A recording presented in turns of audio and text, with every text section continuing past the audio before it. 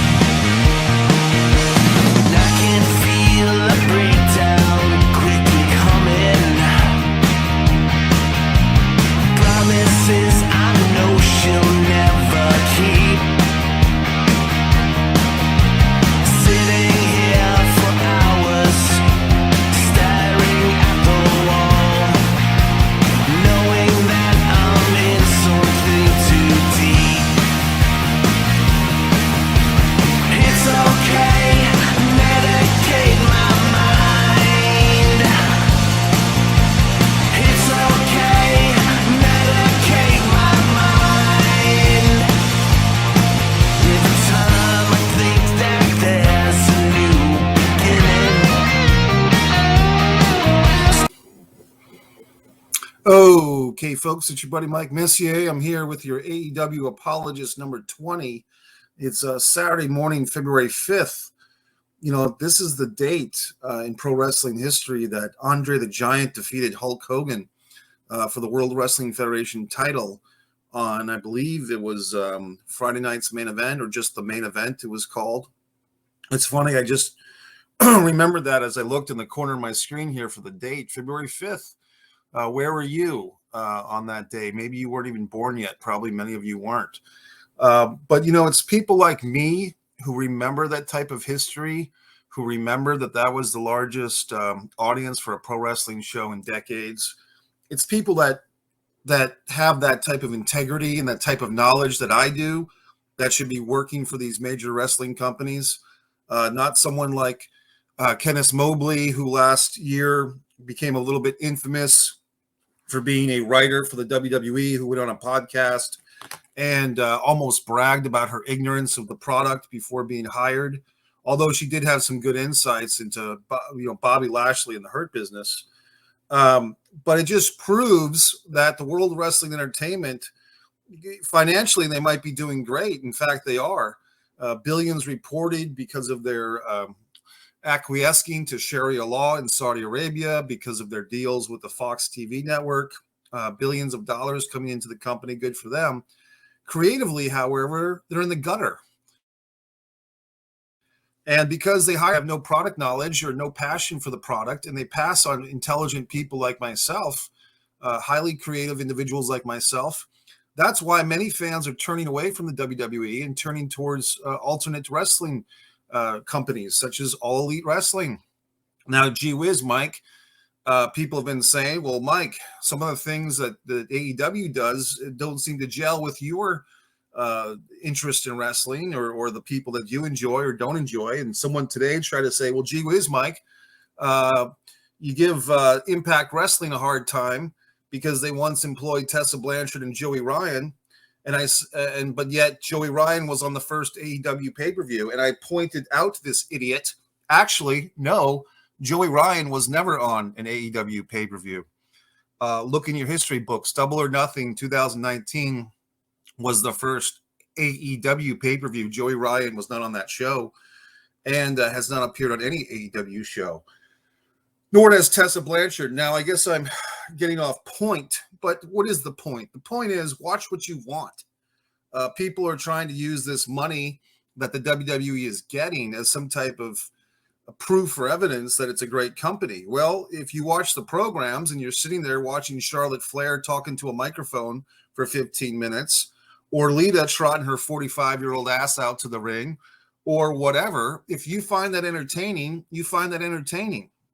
But watching Roman Reigns and Paul Heyman play kissy face or Haiti face with each other week after week, and watching these drunk drivers, the Uso brothers, come out there and when they're in between stints in jail for being drunk drivers, playing lackey to Roman Reigns when he's not ducking matches at WrestleMania because of COVID fears or whatever, they go ahead and enjoy that program. I, however, do not. Now, last night I happened to come home and I said, well, gee whiz, let me keep abreast of these programs.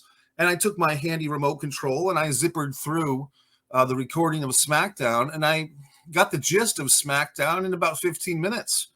I mean, I did not sit through all the rehash of the Royal Rumble. I did not sit through all these god-awful long promos that meant nothing to me. What was it? It makes no sense to me that Drew McIntyre is supposed to be your number one babyface, and he's threatening people with a sword. And when he had, what's his face, Maniac Moss or Madcap Moss, what a god-awful name for a heel. When he had that guy down after the big kick to the face, if he really wanted to hurt the guy, why didn't he just take that sword and slice him up into little pieces? I mean, why don't you just take a gun to the ring if you're going to have a sword in the ring, or just, it makes no sense. Take a tire hammer in the ring and hit somebody in the brain with it. Makes no sense. AEW is where it's at. And I will now talk about AEW. CM Punk, such a good booking here. CM Punk comes in, beats Darby Allin on pay-per-view. Listen to this. And then they build him up. He beats Powerhouse Hobbs. He has all these matches with people. And then they build up this CM Punk versus Maxwell J. Friedman promotion. And right there in Chicago, they have a 39-minute epic match with a false finish. But even the false finish, MJF seemed to get the win, the victory. But then they restart the match and they go 25 more minutes, something that you normally don't see. Normally when a match is restarted, the second half is a lot shorter, but not here. They really took their time with this story. They did something unique and they entertained everyone. Now, Monte and the Pharaoh YouTube channel are claiming on Twitter that the rating for this show was low and in the gutter, and therefore that proves that I'm in some type of minority here in thinking it was a great match. Well, my counterpoint to that would be the match's quality does not have much or anything to do with how many people watched it on home on television. MJF and CM Punk in this case, they're not having a better or worse match because of the assholes throughout the world that may or may not be watching the show. They're having their match. They're not aware of the rating going on during the match. And if I'm sitting here watching the match, which I did, and I am enjoying it, what difference does it make to me if other people are watching it or not, or how many other people are watching it or not? Now, of course, you can take that to the extreme and say, well, if a tree falls in the forest, did anyone hear it if there's no one in the forest with the tree? But in this case, there's still a sizable amount of people watching the show, even if it's a low-rated show. But the match was great. I enjoyed it. Okay? So there you go. I mean, if you're watching WWE, by that logic, if you're watching WWE weekly just because they're getting all these ratings, not even the ratings, the money, if you're watching WWE because they've got this billions of dollars and you're torturing yourself, watching Carmella wear a mask or watching the evolution of Baron Corbin for 5 years, I mean, that's a waste of your life. I mean, that's your life energy, the clock on your ever-ending life history just ticking away, and you're watching this god-awful crap. You're not enjoying it because you're watching horrible, god-awful, boring, sports-centered idiot product. That's your problem, not mine, okay? I mean, if you see this background screen, this is a photograph that I took at Daly's place. Look at all these people having a wonderful time watching AEW wrestling, okay? I mean, Dr. Britt Baker, Jade Cargill, Thunder Rosa, all these wonderful wrestlers. And that's just the female roster. I mean, you're talking about seeing Chris Jericho get his second wind in life. You're talking about guys like Miro shaking off the shackles of humiliation that he endured in WWE. Now we're probably going to have Keith Lee coming in, okay?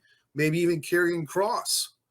So all the people that were crying in their fucking milk, Kevin Castle included, that Karrion Kross was being humiliated and degraded over there in WWE, putting on the demolition skirt, the demolition mask. Now he's soon probably going to have a second chance over in AEW. And isn't that a wonderful thing?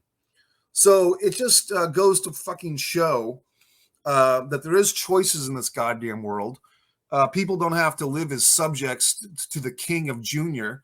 Recently banishing his own son, Shane McMahon. People have been demanding that I answer that question.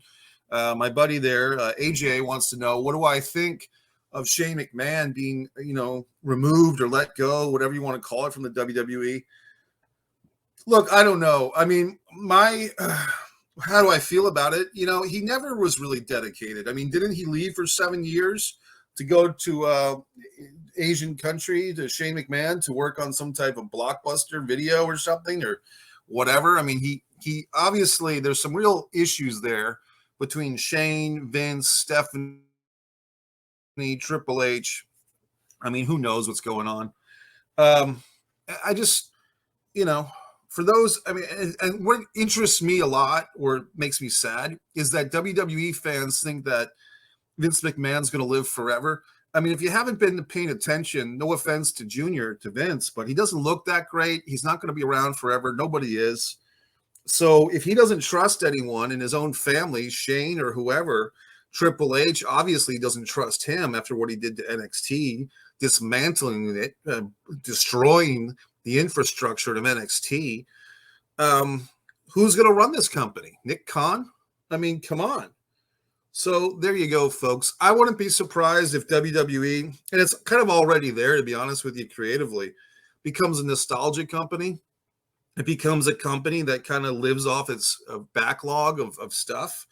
And to be quite honest, that might be for the best. I mean, because a lot of you ignorant wrestling fans, WWE ignorant fans, haven't sat there and watched the Wrestling Classic. You haven't watched Dynamite Kid versus Randy Savage in the semifinals of the Wrestling Classic. From the Rosemont Horizon in 1985, October, the first WWE pay-per-view, WWF pay-per-view, I should say. You haven't sat there and studied the Larry Zbyszko, Bruno Sammartino feud. You haven't watched Bob Backlund versus Magnificent Morocco. You haven't done a lot of your history on your own promotion that you adore so much. So there you have it. AEW is something that's new and fresh. And it's just a fresh start. Now, are they perfect? No, they're obviously not perfect. They obviously do some things that I don't agree with. Okay. The kind of the swarminess at times, this recent match between Orange Cat and Adam Cole, which had this kind of humping, like a Yeti Hulk Hogan-esque humping at the end. I didn't understand that when they both went through the thing or whatever at the end. They do some goofy shit. I mean, they really do, that I don't approve of, that doesn't meet my needs as a true wrestling fan. But I'm forgiving. I'm forgiving because that's the only thing we have now that's tolerable. As far as this Impact Wrestling, I see people get all excited about. Impact Wrestling has had its chances with me. I attended the Kurt Angle Samoa Joe cage match in Worcester, Massachusetts years ago. I was there for that. I used to really like TNA, Total Nonstop Action Wrestling. But, when they do things like Joey Ryan Wrestling Court, when they do things like put the men's title on Tessa Blanchard, and I don't want to hear the idiots say, well, who says it's a men's title, blah, blah, blah.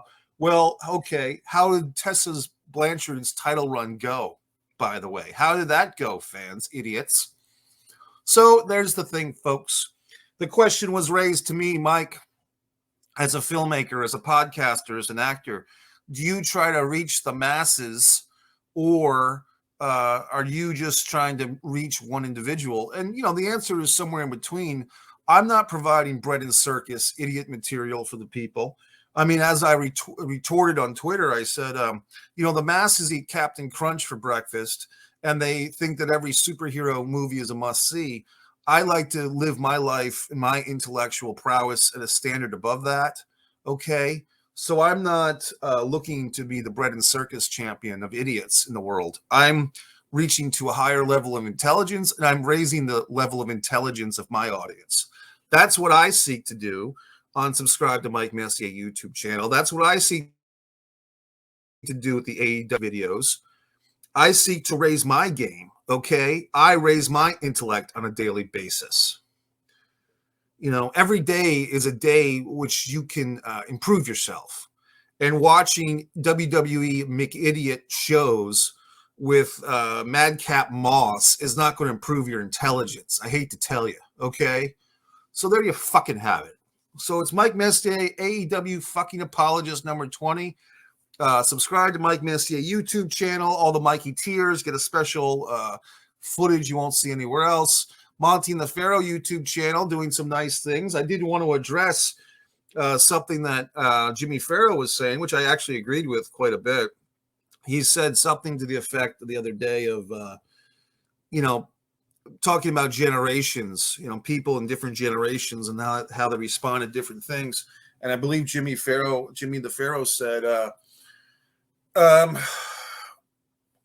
people back then bitched less because they went through more. People were tougher back then. And I agreed with that. I mean, I really do agree with that sentiment. And maybe I got the words a little botchy, but the point was something to that effect, which is in this day and age of everyone's got a hashtag, everyone's got a social media, everyone's the Kim Kardashian in their own mind. People are just made of softer materials now. Okay. Their integrity is less. Their fortitude is less. Okay. They're weak. All right. They're easily decimated. They're easily distraught. Okay. So that's it. AEW Apologist video number 20. Feel free to share these videos. Monte and the Pharaoh YouTube channel. All the good people that come over to my Subscribe to Mike Messier YouTube channel. See what I'm up to. You can enjoy some true intellectualism with things like The Impeccable, Disregard the Vampire, a Mike Messier documentary. The true intellect that I provide. Okay. So that's it. Have a good weekend.